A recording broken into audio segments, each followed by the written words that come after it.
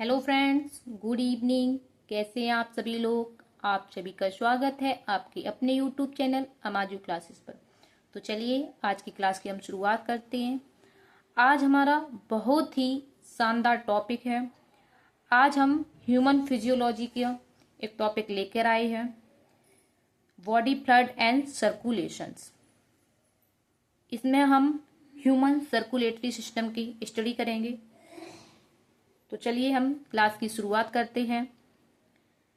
तो हमारा टॉपिक है body flood and circulations. Circulatory system, इसमें क्या है, सर्कुलेशन मतलब सर्कुलेटरी सिस्टम।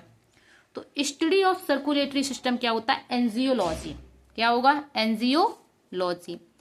ये जो एंजियोलॉजी है, फादर ऑफ एंजियोलॉजी मतलब सर्कुलेटरी सिस्टम के जो फादर है वो कौन है, sir William Harvey. Sir William Harvey. इसमें हम जो है सर्कुलेटरी सिस्टम का अध्ययन करेंगे। तो सबसे पहले हम देखते हैं ह्यूमन सर्कुलेटरी सिस्टम।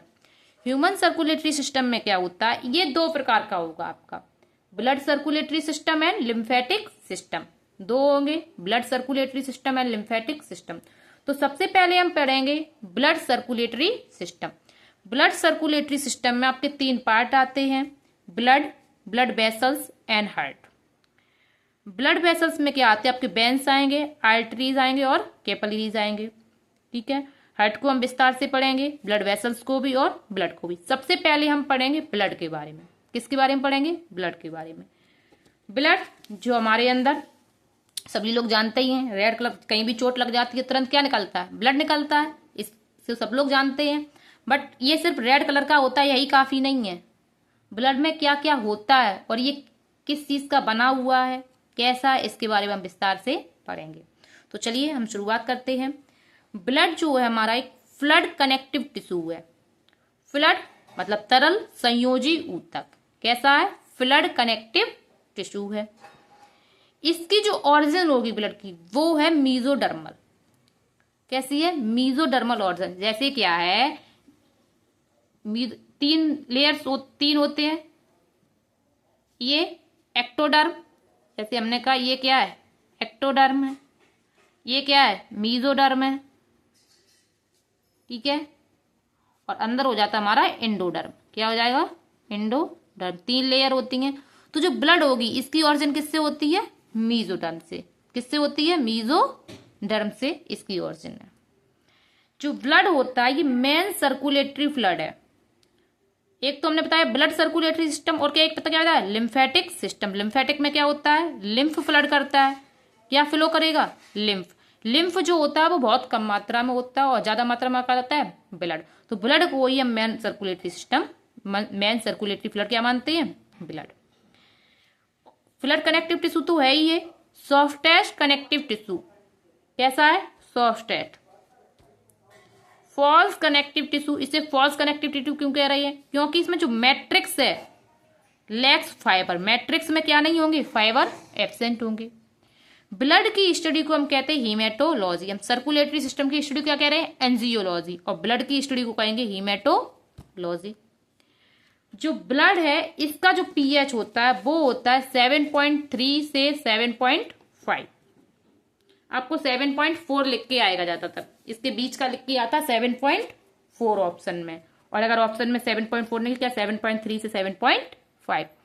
7.7 के ऊपर होता है पीएच तो वो क्या होता है, एल्केलाइन। तो 7.3 से स्लाइटली एल्केलाइन। कैसा होगा, स्लाइटली एल्केलाइन। पीएच अगर 7 से कम होता है तो क्या हो जाता है हमारा, एसिडिक होता है। 7 होता है तो क्या हो जाता है, न्यूट्रल होगा। और 7 से ज्यादा होगा तो क्या हो जाएगा, एल्केलाइन। और ये जो क्या है, टोटल बॉडी वेट का कितना होगा, 7 to 8%। टोटल बॉडी वेट का जो ब्लड होगा वो कितना होगा, 7% to 8%। आगे हम ब्लड के बारे में और देखते हैं। ब्लड में जो है वो दो कंपोनेंट होंगे। कितने कंपोनेंट से बना है, दो। एक तो इसमें होता है फ्लड पार्ट जिसे हम कहते हैं प्लाज्मा। एक फ्लड पार्ट है जिसे हम क्या कह रहे हैं, प्लाज्मा। और एक है फॉर्म पार्ट। फॉर्म एलिमेंट में क्या आ जाते हैं, हमारा ब्लड कार्पसल। क्या आते हैं, ब्लड कार्पसल। जो प्लाज्मा है वो टोटल ब्लड का कितना होगा, 55%। और जो ब्लड कार्पसल्स है वो टोटल ब्लड का कितना होगा, 45%। पहले हम प्लाज्मा के बारे में देखते हैं, फिर हम फॉर्म्ड एलिमेंट्स के बारे में देखेंगे। तो 55% में क्या क्या होता है प्लाज्मा में? स्लाइटली एल्कलाइन है, क्योंकि इसका पीएच कितना है? 7.3 to 7.5 है। 7.4 कह सकते हो डायरेक्ट आप, 7.4 पीएच है इसका, ठीक है। नॉन लिविंग इंटरसेलुलर मैट्रिक्स, ये जो प्लाज्मा है कैसा है? नॉन लिविंग है, इंटरसेलुलर मैट्रिक्स, ठीक है, सेल के बाहर। पेल येलो ट्रांसपेरेंट, प्लाज्मा का जो कलर है वो कैसा होगा? पेल येलो, हल्का येलो कलर का होगा, और कैसा है? ट्रांसपेरेंट होगा। कैसा होगा? ट्रांसपेरेंट। प्लाज्मा में जो होगा वो क्या क्या होगा? अब हम ये देख ले प्लाज्मा में कंपोनेंट्स क्या होते हैं। प्लाज्मा में 90 to 92% होगा वाटर, 90 से 92% हमारा क्या है? वाटर है प्लाज्मा में। और क्या? आयन्स है। आयन्स में chloride ion, sodium ion, potassium ion, calcium ion, phosphate ion, magnesium ion और बाइकार्बोनेट आयन, ये हमारे आयन पाए जाते हैं। और क्या होगा? साल्ट होगा, ग्लूकोज भी होगा, लिपिड होगा और अमीनो एसिड। इसमें एक मेन कंपोनेंट होता है प्लाज्मा प्रोटीन। क्या होगा? Plasma protein. जो प्लाज्मा प्रोटीन होती है वो 6 to 8% होती है। और कुछ इंपोर्टेंट प्रोटीन जैसे कि इसमें नंबर 1 पे आती है आपकी एल्बुमिन्स। क्या है? एल्बुमिन्स। यहां से क्वेश्चन आया हुआ है एल्बुमिन्स से। ये जो प्रोटीन है प्लाज्मा प्रोटीन, ये है आपकी स्मॉलेस्ट ब्लड प्रोटीन। कैसी है? Smallest blood protein. ये क्वेश्चन आया हुआ आपका एल्बुमिन से। ये भी आया हुआ है ऑस्मोटिक बैलेंस। इसका जो कार्य है, फंक्शन है, वो क्या है? Osmotic balance. ये बैलेंस बनाती है, कौन सा? ऑस्मोटिक बैलेंस बनाए रखने में हेल्प करती है। एल्बुमिन का फॉर्मेशन कहाँ होता है? ये जो बनती है वो बनती है आपकी लिवर में। कहाँ बनती है? लिवर में। ग्लोब्यूलिन को छोड़कर जो भी आपकी प्लाज्मा प्रोटीन है वो आपकी किसमें बनती है? आपकी लिवर में, ठीक है। आगे नेक्स्ट प्रोटीन आपकी ग्लोब्यूलिन। ग्लोब्यूलिन जो है वो कहाँ? प्लाज्मा सेल्स है, formed by plasma cells in lymphoid organs. कहाँ बनती है? लिम्फोइड ऑर्गन्स में इसका निर्माण होता है। इसका कार्य क्या है? Help in defence. ये किसमें हेल्प करेगी? डिफेंस में। कैसे करेगी? जो ग्लोब्यूलिन होती है वो 3 प्रकार की होती है, अल्फा, बीटा और गामा। जो गामा वाली होती है वो आपकी हेल्प करेगी इम्यूनोग्लोबिन्स। इसको किस रूप में जानेंगे? इम्यूनोग्लोबिन्स। क्यों? ये किसकी तरह वर्क करेगी? एंटीबायोटिक्स की तरह। किसकी तरह वर्क करेगी? एंटीबायोटिक्स की तरह। और prothrombin and thrombin, fibrinogen, sorry, prothrombin. इसमें नेक्स्ट प्रोटीन कौन सी है आपकी? Prothrombin and fibrinogen. एल्बुमिन हो गई, ग्लोब्यूलिन हो गई, और नेक्स्ट कौन सी है? Prothrombin and fibrinogen. Prothrombin and fibrinogen बहुत ही इंपॉर्टेंट है, जो आपकी ब्लड क्लॉटिंग में हेल्प करती हैं। किसमें करती हैं? ब्लड क्लॉटिंग में। ये कैसी? लार्जेस्ट ब्लड प्रोटीन है। लार्जेस्ट ब्लड प्रोटीन है, हेल्प इन ब्लड क्लॉटिंग। किसमें हेल्प करेगी? ब्लड क्लॉटिंग में। जब आपके कहीं चोट लग जाती है तो आपका रक्त बहना शुरू हो जाता है। जब ब्लड फ्लो होता है तो वो ब्लड फ्लो कुछ समय के बाद आपका रुक जाता है। तो वो रुकता क्यों है? क्योंकि हमारे ब्लड में क्या है? प्रोथ्रोम्बिन एंड फाइब्रिनोजन, ठीक है। इसका भी फॉर्मेशन आपका कहाँ होता है? लिवर के द्वारा। कहाँ बनेगी ये? प्रोथ्रोम्बिन और फाइब्रिनोजन आपकी क्या बनेगी? लिवर में। इस प्रकार से कुछ प्रोटीन है जो आपके ब्लड प्लाज्मा में पाई जाती हैं। अब ब्लड प्लाज्मा में क्या हो रहा है? एक टर्म आता है ब्लड से जुड़ा हुआ, सीरम। क्या आता है? सीरम। अब ये सीरम होता क्या है? सीरम क्या होता है? जिसमें ब्लड क्लॉटिंग फैक्टर जो है, ब्लड क्लॉटिंग फैक्टर क्या आपका? Prothrombin and fibrinogen. क्या है? Prothrombin and fibrinogen. ये फाइब्रिनोजन और प्रोथ्रोम्बिन अगर एब्सेंट हैं किसमें? ब्लड प्लाज्मा में। ब्लड प्लाज्मा में क्या है? फाइब्रिनोजन एंड प्रोथ्रोम्बिन क्या है? एब्सेंट है, तो उसको बोलते हैं सीरम। क्या बोलेंगे? सीरम। दो तरीके से इसमें हो सकता है, या तो ये कह दो कि ब्लड प्लाज्मा में क्या नहीं है? फाइब्रिनोजन एंड प्रोथ्रोम्बिन, मतलब ब्लड क्लॉटिंग फैक्टर। या आप ये कह सकते हो ब्लड प्लाज्मा में कार्पसल्स नहीं है और क्या नहीं है? फाइब्रिनोजन। ब्लड ले लिया हमने, ब्लड में क्या नहीं है? कार्पसल्स नहीं है और फाइब्रिनोजन नहीं है, तो क्या बन जाएगा हमारा? सीरम। हम सीरम की स्टडी को कहते हैं सीरोलॉजी। क्या कहेंगे? सीरोलॉजी। इस प्रकार से ये हुआ। अब हम देखते हैं हमारा जो प्लाज्मा का पार्ट हो गया। अब प्लाज्मा के बाद देखते हैं हम फॉर्म एलिमेंट्स। दो कंपोनेंट बताए थे हमने आपको ब्लड में, एक तो प्लाज्मा होगा 55% और दूसरा क्या होगा आपका फॉर्म एलिमेंट्स। फॉर्म एलिमेंट्स कितना आपका 45% है, जिसे हम ब्लड कार्पल्स कहते हैं। इसमें जो आपके आते हैं वो 3 पार्ट आएंगे। कितने आएंगे? 3 पार्ट आएंगे। फॉर्म एलिमेंट्स में मतलब ब्लड कार्पल्स में 3 पार्ट आते हैं। कौन कौन से आएंगे? आरबीसी, डब्ल्यूबीसी और प्लेटलेट्स। आरबीसी, डब्ल्यूबीसी और प्लेटलेट्स आएंगे। अब इसमें क्या क्या होता है? आरबीसी मतलब जिसे हम इरिथ्रोसाइट्स कहेंगे, डब्ल्यूबीसी जिसे हम ल्यूकोसाइट्स कहेंगे और प्लेटलेट्स को हम कहते हैं थ्रोम्बोसाइट्स। क्या कहेंगे? थ्रोम्बोसाइट्स। आरबीसी जो है आपकी टोटल ब्लड कार्पल्स का सबसे ज्यादा वो होगा, वो क्या होगी आपकी? आरबीसी। क्या होगी? आरबीसी। ठीक है। आरबीसी जो होगी वो कितनी होगी? 5 मिलियन से 5.5 मिलियन होती है पर MM3। आरबीसी और प्लेटलेट्स में आपका न्यूक्लियस एब्सेंट होगा। आरबीसी और प्लेटलेट्स दोनों में न्यूक्लियस कैसा होगा? एब्सेंट होगा। जो आरबीसी है वो ब्लड कार्पल्स का कितना परसेंट है? 99% आरबीसी पाया जाता है। जो प्लेटलेट्स है इसको हम क्या कह रहे हैं? थ्रोम्बोसाइट्स। ये जो होगी वो 1.5 लाख से 3 लाख पर MM3 होगी। ठीक है। और इसमें भी न्यूक्लियस एब्सेंट है। डब्ल्यूबीसी जिसे हम ल्यूकोसाइट्स कह रही है, इनकी संख्या तो कम है, 6000 से 8000 है। ठीक है। और इसमें जो होता है वो न्यूक्लियस प्रेजेंट होता है। न्यूक्लियस के प्रेजेंट के आधार पर भी इसका जो क्या है, इसमें ग्रेन्यूल्स होंगे। इसलिए इसको 2 पार्टों 2 तरह की है ये, ग्रेन्युलोसाइट्स और ए ग्रेन्युलोसाइट्स। जिसमें ग्रेन्यूल्स है वो ग्रेन्युलोसाइट्स हो जाएगा और जिसमें नहीं है वो क्या है? ए ग्रेन्युलोसाइट्स। अब ग्रेन्युलोसाइट्स में 3 आते हैं आपके, eosinophils, basophils and neutrophils. Eosinophils, basophils and neutrophils. Agranulocytes में आपके 2 आएंगे, lymphocytes and monocytes. Lymphocytes and monocytes आएंगे। अब हम इनको जो ब्लड कार्पल्स है इनको एक एक करके पढ़ेंगे। पहले आरबीसी के बारे में पढ़ेंगे, डब्ल्यूबीसी के बारे में पढ़ेंगे, फिर प्लेटलेट्स के बारे में पढ़ेंगे। तो सबसे पहले हम क्या करते हैं? आरबीसी के बारे में पढ़ लेते हैं। आरबीसी जिसे हम रेड ब्लड कार्पल्स कहते हैं। क्या कहेंगे? Red blood carpals. शॉर्ट में क्या कहते हैं? आरबीसी। इसी को हम इरिथ्रोसाइट्स कहते हैं। ये जो है प्रेजेंट ओनली इन वर्टिब्रेट्स। ये किसमें पाई जा रही है? वर्टिब्रेट में। नॉन वर्टिब्रेट में आरबीसी क्या है? एब्सेंट है। किसमें होगी? वर्टिब्रेट्स में। जो आरबीसी का फॉर्मेशन होता है इसको कहते हैं इरिथ्रोपोइसिस।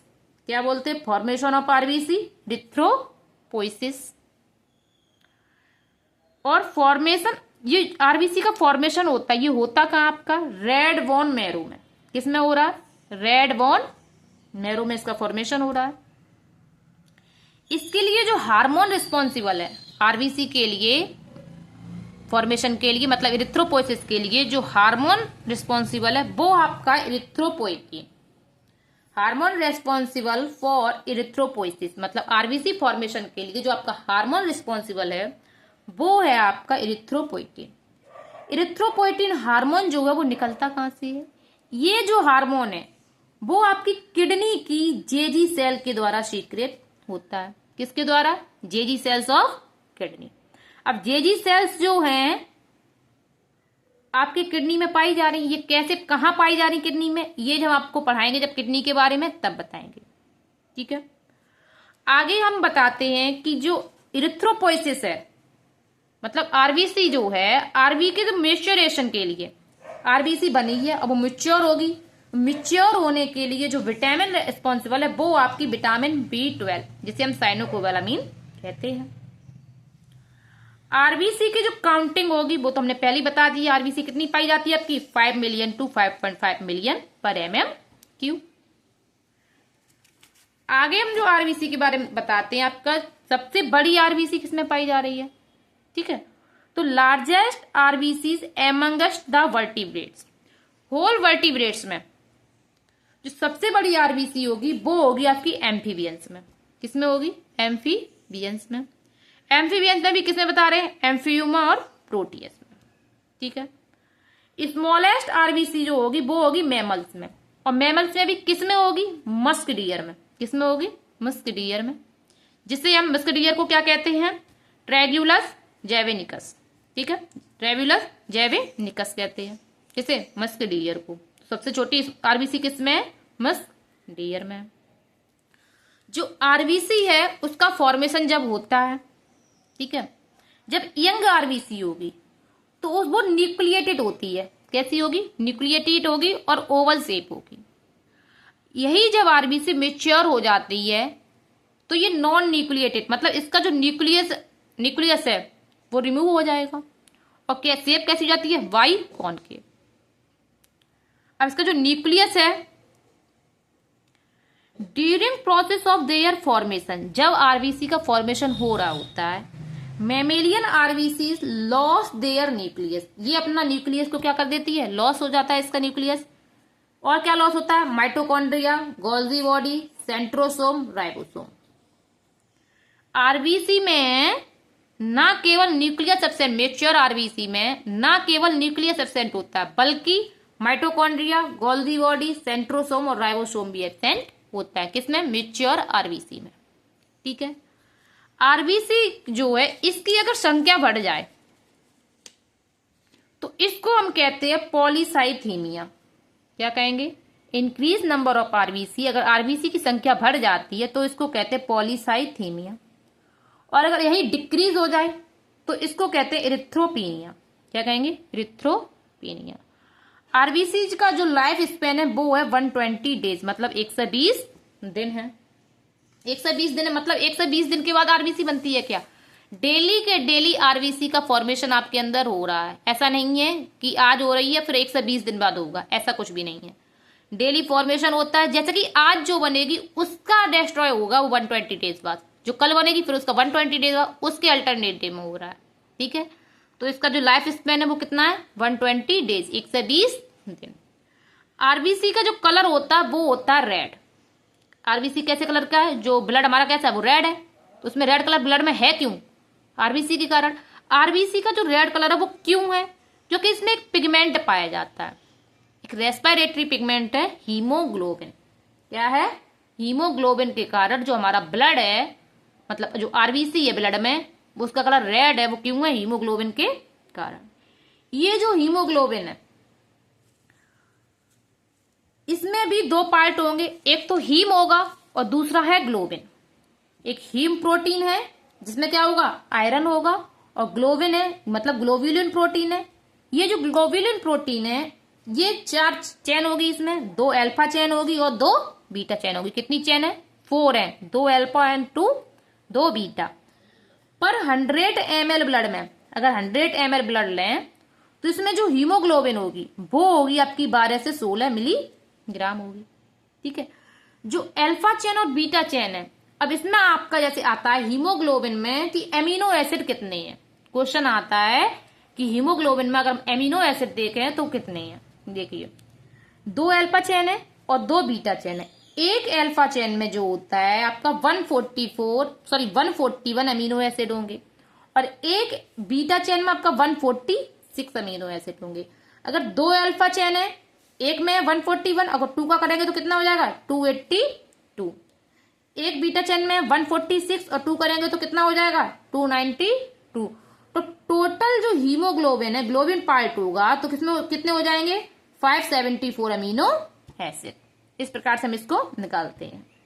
ठीक है, आगे हम जो देखते हैं, जो आरबीसी है इसका बहुत ही आरबीसी से जुड़ा हुआ एक पॉइंट आता है, ये बहुत ही इंपॉर्टेंट है, रॉलक्स फॉर्मेशन। रॉलक्स फॉर्मेशन होता क्या है?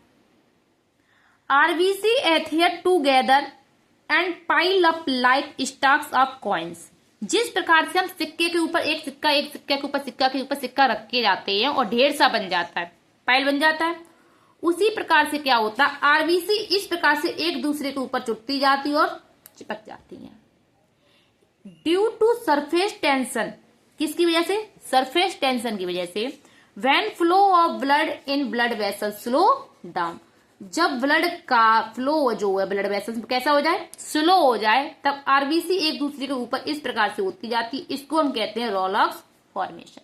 क्या कहते हैं? रॉलक्स फॉर्मेशन। आरबीसी से जुड़ा हुआ एक पॉइंट एनीमिया। एनीमिया के बारे में सबने सुना होगा, condition in which blood does not have enough healthy RBC. जब ब्लड के पास प्रॉपर रूप से हेल्दी आरबीसी नहीं होती है तो हमें क्या हो जाता है, एनीमिया। तो एक डिसीज कॉज होती है क्या, एनीमिया। ये जो एनीमिया डिसीज है ये कई प्रकार की होती है, अलग अलग चीजों से होती है। इसमें जो होगा एनीमिया जो कई प्रकार की है वो कौन सी है, जैसे कि एक आती है माइक्रोसिटिक एनीमिया। माइक्रोसिटिक एनीमिया में क्या होता है, ड्यू टू माइक्रोसिटिक एनीमिया में क्या हो रहा है, due to deficiency of iron. ये किसकी वजह से हो रही है, आयरन की कमी से माइक्रोसिटिक एनीमिया होता है। Size of RBC decrease. जब माइक्रो का मतलब ही होता है, माइक्रो का मतलब क्या है, छोटा। माइक्रो का मतलब क्या है, छोटा। इसमें जो आरबीसी का साइज है वो क्या हो जाएगा, डिक्रीज मतलब कम हो जाएगा। मैक्रोसाइटिक, मैक्रो का मतलब क्या था, बड़ा होना। तो ये जो होता है वो होता है फॉलिक एसिड की कमी से। किससे होगा, डिफिशियंसी ऑफ फॉलिक एसिड। इसमें क्या हो जाता है, जो आरबीसी का जो साइज है वो क्या हो जाता है, इंक्रीज हो जाएगा। आरबीसी का साइज इसमें क्या हो जाता है, मैक्रोसाइटिक एनीमिया में आरबीसी का जो साइज हो जाता है वो क्या हो जाता है, इंक्रीज होता है। आगे आता है पर्नीशियस एनीमिया। पर्नीशियस एनीमिया में तो ये सबने सुना होगा मेरे हिसाब से वैसे तो, due to deficiency of vitamin B12। B12 मतलब साइनोकोबालामीन। विटामिन B12 की कमी से जो एनीमिया होगी आपको वो होगी पर्नीशियस एनीमिया। ये क्वेश्चन जो पर्नीशियस एनीमिया ये बहुत बार आया हुआ है आपका। एक आता है मेगालोब्लास्टिक एनीमिया। इसमें क्या होता है, ये जो है वैसे आयरन की कमी से कौन सा हो रहा था, माइक्रोसिटिक। फॉलिक एसिड से कौन सा हो रहा है, मैक्रोसिटिक। विटामिन B12 से कौन है, पर्नीशियस। विटामिन B12 और फॉलिक एसिड अगर दोनों की कमी एक साथ हो जाए, फॉलिक एसिड की कमी सिर्फ हो रही तो होगा मैक्रोसाइटिक, विटामिन B12 की हो रही तो पर्नीशियस, और विटामिन B12 और फॉलिक एसिड दोनों की अगर एक साथ कमी हो जाती है तो हो जाता है मेगालोब्लास्टिक एनीमिया। कौन सा होगा, मेगालोब्लास्टिक एनीमिया। अब दो एनीमिया और आते हैं, एक आता है सिकल सेल एनीमिया और एक आता है थैलेसीमिया।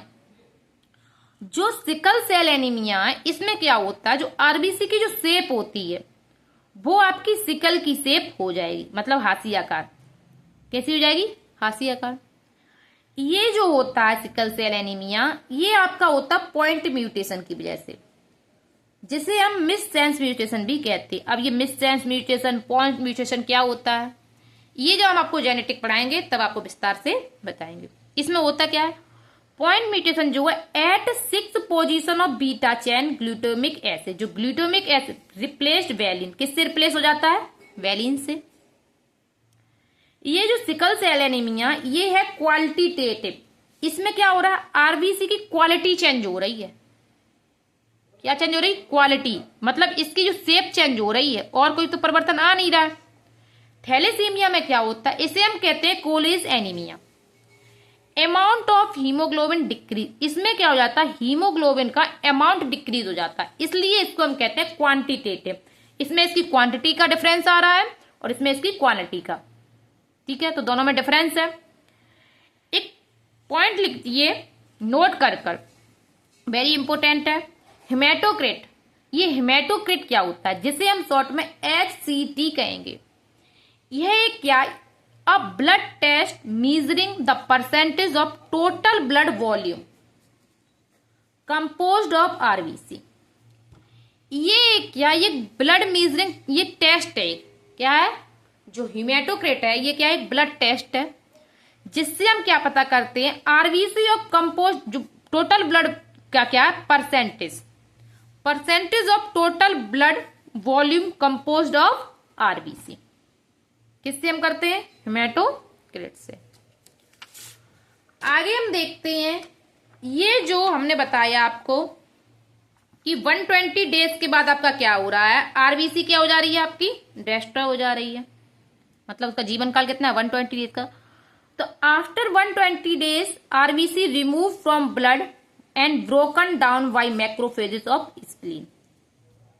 120 डेज के बाद क्या हो रहा है, जब आरबीसी रिमूव हो रही है ब्लड से और उसको क्या हो जा रहा है, ब्रोकन डाउन हो जा रहा है, किसमें, मैक्रोफेजेस ऑफ स्प्लीन में जो मैक्रोफेजेस सेल्स हैं उससे।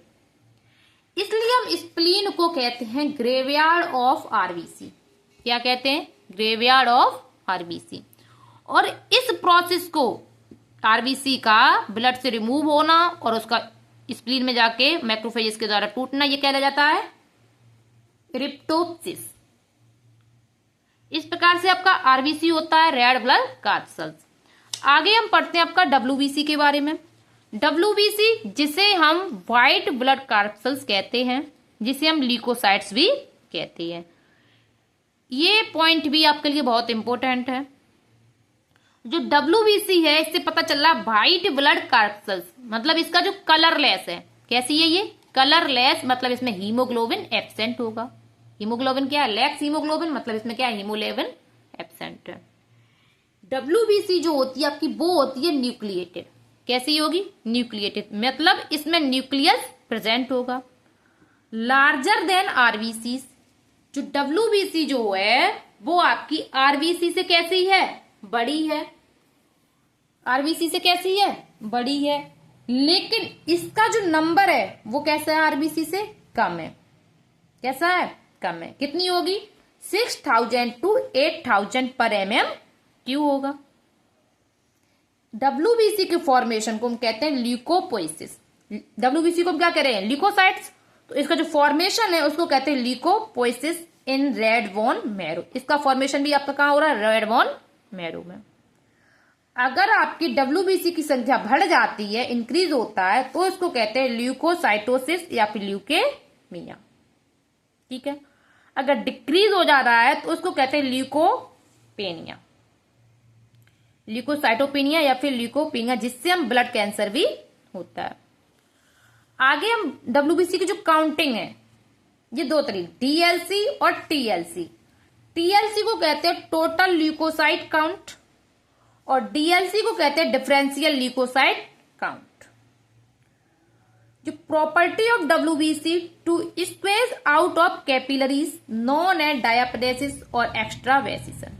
देखिए क्या हो रहा है यहाँ पे। Property of WBC to squeeze out of capillaries. Capillaries से जब डब्ल्यूबीसी क्या होती है, जैसे ये कोई कैपिलरी है, इससे डब्ल्यूबीसी क्या आ रही है आपकी? बाहर आ जा रही है, स्क्वेज आउट हो जा रही है। जब बाहर आ जा रही है इसको कहते हैं डायापडेसिस।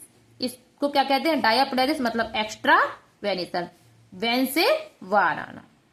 कैपिलरी से बाहर आ रही वेसल से। डब्ल्यूबीसी का जो लाइफ स्पेन होता है वो होता है 12 डेज टू 20 डेज का होगा, 12 to 20 डेज। डब्ल्यूबीसी का जो मूवमेंट, इसमें क्या है? न्यूक्लियस है, तो ये क्या होती है? मूवमेंट शो करेगी। क्या करेगी? Movement show. इसमें जो मूवमेंट होता है वो आता, इसी को कहते हैं डायापेडेसिस। क्या कहेंगे? अमूवॉइड मूवमेंट। मूवमेंट कैसा है इसमें? अमूवॉइड। जो अमूवॉइड मूवमेंट ऑफ डब्ल्यूबीसी है उसको कहते हैं डायापेडेसिस। डब्ल्यूबीसी का फंक्शन क्या है? इससे हम सोल्जर ऑफ बॉडी कहते हैं। क्यों कहते हैं?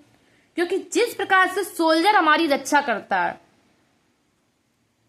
उसी प्रकार से जो डब्ल्यूबीसी होगी हमारी बॉडी के अंदर हमारी सेल्स का क्या करती हैं?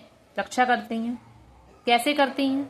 ऐसा क्या है इनके पास जिससे हमारी ये सहायता कर रही है? इनको हम सैनिक क्यों कह रहे हैं? ऐसा इनके पास क्या है? देखते हैं हम।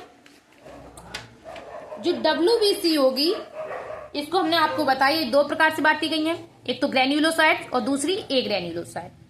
जो ग्रेन्युलोसाइट्स होंगी इसमें दो बताई हैं, सॉरी 3 बताई जा रही हैं आपको, eosinophils, basophils and neutrophils. Eosinophils, basophils and neutrophils. जो ए ग्रेन्युलोसाइट है इसमें कितनी? 2 लिम्फोसाइट्स एंड मोनोसाइट्स। जो डब्ल्यूबीसी को इनके नंबर के बेस पर सबसे ज्यादा जो डब्ल्यूबीसी होगी वो आपकी होगी न्यूट्रोफिल और सबसे कम होगी आपके वेसोफिल। जो न्यूट्रोफिल होगी वो टोटल डब्ल्यूबीसी का कितना होगा? 60 to 65%। इससे कम होती है आपकी लिम्फोसाइट्स 20 to 25%। इससे कम होगी आपकी मोनोसाइट्स 6 to 8%। इससे कम होगी इस्नोफिल्स 2 से 3% और सबसे कम क्या होती है? वेसोफिल्स 0.5 to 1%। इस प्रकार से ये सीक्वेंस लगाने के लिए आपका एग्जाम में आता है। न्यूट्रोफिल्स, लिम्फोसाइट्स, मोनोसाइट, इस्नोफिल्स और वेसोफिल्स। इसी सीक्वेंस में हम इसको एक एक करके देखते हैं। तो सबसे पहले हम देखेंगे न्यूट्रोफिल्स, फिर देखेंगे लिम्फोसाइट्स, फिर मोनोसाइट्स, फिर इशनोफिल्स और लास्ट में देखेंगे वेसोफिल्स। तो सबसे पहले हम देखते हैं न्यूट्रोफिल्स। ये जो न्यूट्रोफिल्स है इसको हम कहते हैं PMNLs. PMNL polymorphonuclear leukocyte. Polymorpho क्यों कह रहे हैं ये भी बताते हैं आपको। इसमें जो लोब्स होते हैं ये जो है मल्टी लोब्ड है। इसका जो न्यूक्लियस है वो कैसा है, मल्टी लोब्ड है। लगभग इसमें 3 से 7 लोब्स कहीं आपको दिखेंगे, कहीं कहीं आपको 2 से 5 लोब्स भी इसमें लिखा हुआ दिखेगा। वैसे 3 to 7 लोब्स जनरली मानते हैं, ठीक है। इसका जो डायामीटर है वो है 10 to 15 माइक्रोमीटर, ठीक। जो न्यूट्रोफिल्स है ये WBC का जैसे हमने बताया मोस्ट अबेंडेंट है, कितना है 60 to 65%। इसका जो फर्स्ट रेस्पॉन्स है वो है इन्फेक्शन के थ्रू। किस फैक्ट में, इन्फेक्शन के। इसका कार्य क्या है, ये जो है helps in phagocytosis of bacterial and fungal organism. जो बैक्टीरिया और फंजाई जैसे हमारी बॉडी के अंदर एंटर कर जाते हैं तो उनको भक्षण करने का काम कौन करता है, न्यूट्रोफिल्स। फेगोसाइटिस कौन करेगी आपकी, न्यूट्रोफिल्स। जो न्यूट्रोफिल्स है ये डायापरेसिस में भी आपका हेल्प करता है। ये दोनों क्वेश्चन आए हुए हैं फेगोसाइटिस भी और डायापरेसिस से। अब नेक्स्ट आता है आपका लिम्फोसाइट्स, जो कितना होगा 20 to 25%। जो लिम्फोसाइट्स होता है इसका जो न्यूक्लियस होगा वो होगा आपका ओवल शेप। कैसा है, ओवल शेप। इसको हम राउंडेड न्यूक्लियस भी कहते हैं। कैसा है, ओवल शेप और राउंडेड न्यूक्लियस। ओवल शेप और राउंडेड न्यूक्लियस। इसमें जो हमने परसेंटेज बताया वो आपका बताया 20 to 25% of the total leucocytes. इसका जो डायामीटर है वो है 6 to 16 माइक्रोमीटर। हम आपको डायामीटर इसलिए बता रहे हैं, अगर परसेंटेज में आता है तो आपका सबसे ज्यादा क्या है, न्यूट्रोफिल। अगर डायामीटर में अगर साइज में आता है तो सबसे बड़ा आपका जो है वो कौन सा WBC है, मोनोसाइट्स। कौन सा है, मोनोसाइट, जो 18 माइक्रोमीटर का होता है। ये जो लिम्फोसाइट्स है ये क्या करते हैं, प्रोड्यूस एंटीबॉडीज। ये एंटीबॉडीज का प्रोडक्शन करेंगे, इसलिए इसको क्या कहते हैं, major responsible in immune response. ये किसके प्रति रेस्पॉन्स होंगे, इम्यून के प्रति। जो लिम्फोसाइट्स हैं ये मेनली 2 प्रकार के होंगे, B lymphocytes and T lymphocyte. एक और आता है NK cells, natural killer T cells. ये जो आपका है वो टी सेल्स के इंटरनल ही आता है। आगे हम आपको बी लिम्फोसाइट्स और टी लिम्फोसाइट्स के बारे में बताते हैं। ये जो बी लिम्फोसाइट्स है इसको 2 पार्ट में, plasma cells and memory cells, ये 2 प्रकार का होगा आपका। ये जो बी लिम्फोसाइट्स क्या करता है, प्रोड्यूस एंटीबॉडीज। क्या प्रोड्यूस करेगा, एंटीबॉडीज प्रोड्यूस करता है। Responsible for humoral immunity. और किसके लिए रेस्पॉन्सिबल है, ह्यूमरल इम्यूनिटी के लिए। ये जो है ब्लड मीडिएटेड होगा। कैसा होगा, ब्लड मीडिएटेड होगा। यहां से क्वेश्चन आया हुआ है, एक यहां से आया, ह्यूमरल इम्यूनिटी से भी आया और एंटीबॉडीज से, दोनों जगह से आपका बी लिम्फोसाइट से क्वेश्चन आया हुआ है। नेक्स्ट है आपका टी लिम्फोसाइट्स। जो टी लिम्फोसाइट्स ये क्या करता है, किल्स इन्फेक्टेड सेल्स। ये जो इन्फेक्टेड सेल है उसको किल करेगा। Responsible for cellular immunity. B lymphocytes किसके लिए था, ह्यूमरल इम्यूनिटी के लिए, और टी लिम्फोसाइट किसके लिए, सेलुलर इम्यूनिटी के लिए। जो टी लिम्फोसाइट्स है also responsible for graft rejection. ये ग्राफ्ट रिजेक्शन के लिए भी रिस्पॉन्सिबल होता है। जो बी लिम्फोसाइट था वो आपका था ब्लड मीडिएटेड, और जो टी लिम्फोसाइट्स है वो आपका कहता है सेल मीडिएटेड, इसलिए से सेलुलर इम्यूनिटी की तरफ रिस्पॉन्स करता है। ये जो टी लिम्फोसाइट्स है ये फिर से इसके कई सारे टाइप्स हैं, इसमें और भी सेल्स पाई जाती हैं। जो टी सेल्स है इसमें आपका होगा memory T cells, regulatory T cells, helper T cells, cytotoxic T cell और NKT मतलब natural killer T cells. Memory T cells का काम क्या होता है, जैसे कोई इन्फेक्शन हुआ आपको, जैसे कोरोना वायरस हुआ हम लोगों को, ठीक है, तो पहली बार में तो क्या हुआ, जब कोरोना वायरस हुआ आपको तो उसके लिए कोई वैक्सीन आपको, जो आपके अंदर जो सेल्स थी उन्होंने WBC ने आपको नहीं पहचान पाया। लेकिन ये जब आपको डिसीज थी, जब दोबारा हुई, कभी भी ये इन्फेक्शन कोई बैक्टीरिया जो है या वायरस है जो आपको दोबारा इंजेक्ट करेगा, तो आप में जो सेल्स होंगी कौन सी, मेमोरी टी सेल्स, ये आपको उस डिसीज को दोबारा पहचान लेती हैं। इससे हेल्प क्या होती है, अगर ये दोबारा पहचान लेती है उस डिसीज को आने से, तो वो जो है हमारी जो रेस्पॉन्स होता है वो फास्ट रेस्पॉन्स हो जाता है। कैसा होता है, फास्ट रेस्पॉन्स। नेक्स्ट है रेगुलेटरी टी सेल्स। ये क्या करती है, ये क्या करती है, control and suppress immune response. ये जो इम्यूनिटी के प्रति क्या करती हैं, रेस्पॉन्स करते हैं। हेल्पर टी सेल्स क्या करती, एक्टिवेट अदर इम्यून सेल्स। जो अदर इम्यून सेल्स है उनको क्या करेंगी, एक्टिवेट करेंगी। साइटोटॉक्सिक टी सेल क्या करती है, इसे हम टी सेल्स और CD8+B कहते हैं। ये क्या करती है, किल्स वायरस इंजेक्टेड सेल। अगर आपको किसी वायरस ने इन्फेक्ट किया, किससे किया है, वायरस से, तो उसको ये क्या कर देती है, किल्स करती है। एक है आपकी नेचुरल किलर टी सेल्स। इसका क्या काम है, play role between innate and adaptive immunity. एक इन्नेट इम्यूनिटी होती है, एक होती है एडेप्टिव। इन्नेट मतलब बाय बर्थ, जो हमें बचपन से होती है, ठीक है, जन्म से जो होगा, और एक होती है एडेप्टिव। तो इन दोनों के बीच में जो रोल प्ले करेगा वो हम करेगा नेचुरल किलर टी सेल्स। ये क्या करती है, ट्यूमर को भी किल्स करती है। अब लिम्फोसाइट्स के बाद आपका आता है मोनोसाइट्स। मोनोसाइट्स का काम क्या है, जो मोनोसाइट्स है ये टोटल ल्यूकोसाइट का कितना है, 6 to 8%, 6 to 8%। इसका जो डायामीटर होता है 12 to 20 माइक्रोमीटर। सबसे बड़ा जो मोनोसाइट्स है, जो सबसे बड़ा ल्यूकोसाइट्स है वो आपका मोनोसाइट्स ही है। कौन सा है, मोनोसाइट्स। इसमें जो न्यूक्लियस होगा वो होगा आपका किडनी शेप। कैसा होगा, किडनी शेप्स। इसी को हम कहते हैं बीन शेप। कहीं कहीं आपका किडनी शेप लिख के आएगा, कहीं कहीं बीन शेप। और हॉर्स शू शेप, हमने देखा कई टीचर ने आपका ये हॉर्स शू शेप में आपका लिखा है इस्नोफिल्स। इस्नोफिल्स में नहीं, आप बुक्स उठा के देखिए, जो हॉर्स शू शेप न्यूक्लियस है वो है मोनोसाइट्स। इस्नोफिल्स नहीं होगा, कौन सा होगा, monocytes. After entering into tissue flood form macrophages, enlarge monocytes और हिस्टियोसाइट्स। क्या होता है, ये जो मोनोसाइट्स हैं अगर ये टिश्यू फ्लड में एंटर कर गए, किसमें कर गए, टिश्यू फ्लड में अगर ये एंटर कर गए तो ये क्या करते हैं, मैक्रोफेजेस बनाते हैं। क्या बनाएंगे, मैक्रोफेजेस। मैक्रोफेजेस को हम क्या कहते हैं, एनलार्ज मोनोसाइट्स। क्या कहेंगे, एनलार्ज मोनोसाइट। और हिस्टियो मतलब हिस्टोलॉजी से कनेक्ट है, हिस्टियोसाइट्स भी कहते हैं।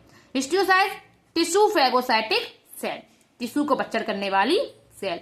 ये जो मोनोसाइट सेल है कई रूपों में अलग अलग ऑर्गन्स में पाई जाती हैं। जैसे इसके हम एग्जांपल देख लेते हैं। एक आता है आपका कूपर सेल्स। कूपर सेल्स ये किसकी बच्चरकारी सेल है, phagocytic cells of liver.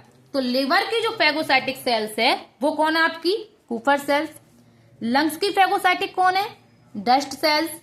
Brain phagocytic कौन है, माइक्रोजियल सेल। किडनी में मीजेंजियल सेल और थाइमस ग्लैंड में हेसल्स कार्पसेल्स। कूपर सेल से बहुत बार क्वेश्चन आपका आया हुआ है, इसलिए इसको बहुत ही वेरी वेरी इंपोर्टेंट लिख लीजिए। एग्जांपल ऑफ मोनोसाइट्स, ये किसके एग्जांपल है, मोनोसाइट्स के। आगे आपका जो आता है वो आता है इस्नोफिल्स। कौन आता है, इस्नोफिल्स। इस्नोफिल्स को हम एसिडोफिल्स और ऑक्सीफिल्स भी कहते हैं। क्या कहेंगे, इस्नोफिल्स को हम एसिडोफिल्स और ऑक्सीफिल्स भी कहते हैं। न्यूक्लियस जो है इसका वो बाइलोब्ड है। कैसा है, बाइलोब न्यूक्लियस है।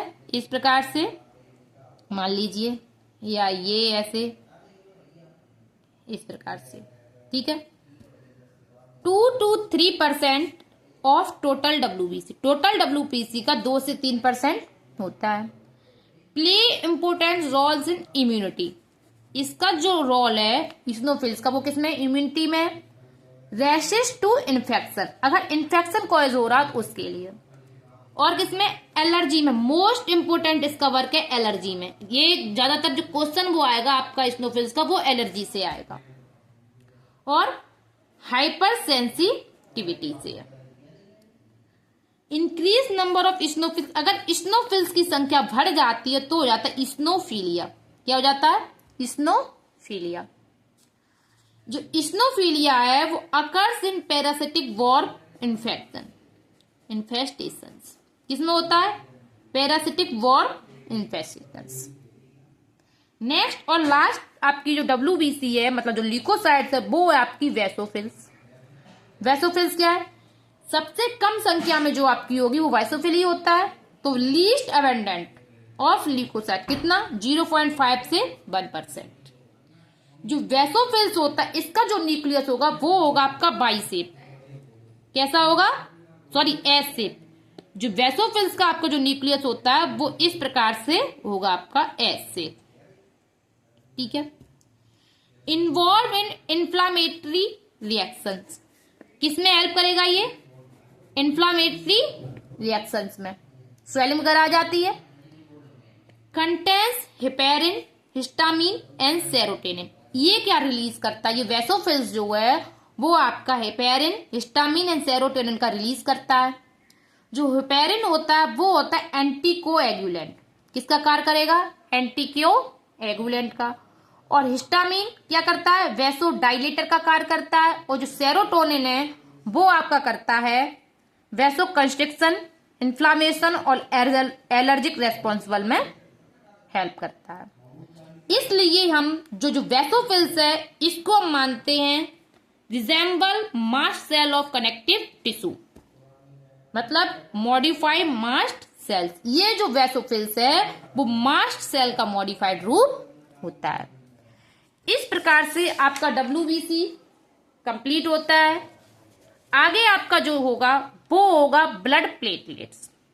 ब्लड प्लेटलेट्स के बारे में और आपको ABO ब्लड ग्रुप और ब्लड प्लेटलेट्स के बारे में हम आपको पढ़ाएंगे आगे की क्लास में। आज की क्लास को हम यहीं समाप्त करते हैं। आगे की वीडियो को देखने के लिए चैनल से जुड़े रहिए। चैनल को लाइक, सब्सक्राइब एंड शेयर करना ना भूलिए। Thank you.